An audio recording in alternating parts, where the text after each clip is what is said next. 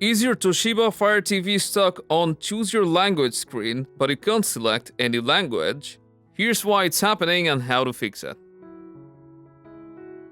In 99% of the cases, it's simply because your remote isn't paired to your Toshiba Fire TV. So what we're gonna do is pair it manually.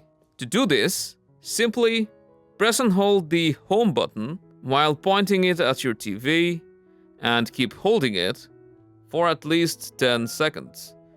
And you'll hear this tone, which means your remote is now paired, and you can go ahead and select your language and set up your Fire TV. But in case it didn't work, make sure you didn't forget to put batteries in the remote and the batteries are fresh. And if it still doesn't work, then either your TV or your remote may have a software glitch. And to fix both of them together, first of all, unplug your TV from power.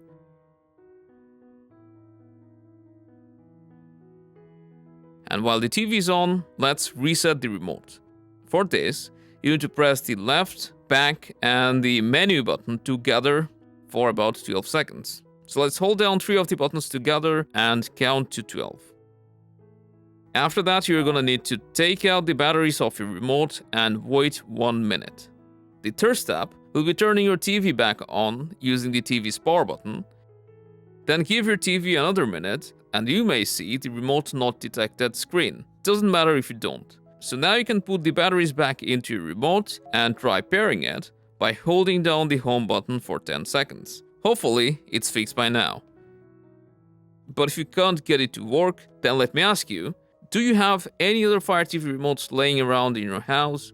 Maybe you have another Fire TV or TV stick? If that's the case, then you'll need to find those remotes, then make sure they're not paired to your TV, which is causing this remote to not work. Just unplug their batteries for a while, and hopefully this will be your solution.